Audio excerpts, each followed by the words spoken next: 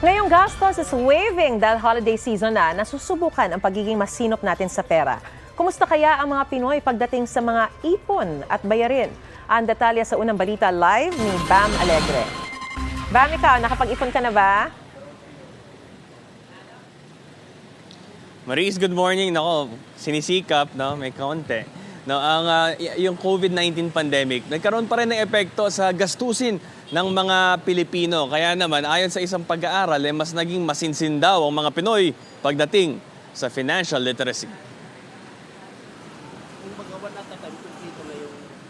Sa Parañaque pa ang restaurant ni Gary Respeto, pero sa Marikina Market siya umahangon ng mga rekado dahil mura raw bilang ito'y one-stop shop.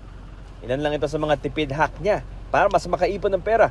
Kapag nakaipon, mas mabilis din daw niya nababayaran ng mga utang sa negosyo. Yun yung ginawa kong diskarte, sir, para makasurvive kami. Tsaka doon sa mga expenses na dating regularly ginagawa before, talagang totally i-control mo lahat para makasustain. Kasi dagdag ng kunting diskarte sa hanap buhay. Kahit sabihin na mayroon ka ng pinagkakitaan, isip ka pa rin ng kunting paraan para mas kumita pa ng konti.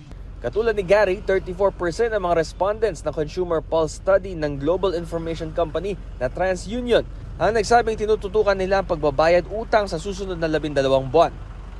51% naman ng respondents ang mas nag-iipon para sa emergency savings.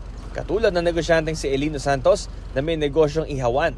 Bawat araw, sinisikap daw niya makapagtabi ng 100 piso.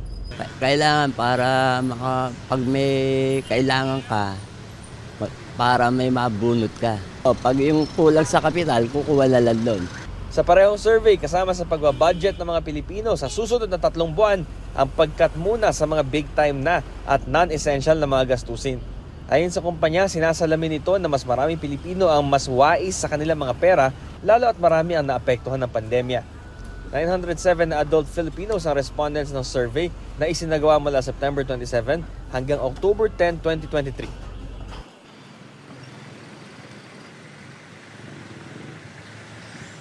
Maris, kasama rin sa financial literacy yung pagiging listo pagdating sa mga digital fraud at mga scam. At dun sa survey, 90% ang may awareness sa pagbibigay basta-basta ng kanilang mga personal information. Ito ang unang balita mula rito sa Marikina, Bam Alegre para sa GMA Integrated News.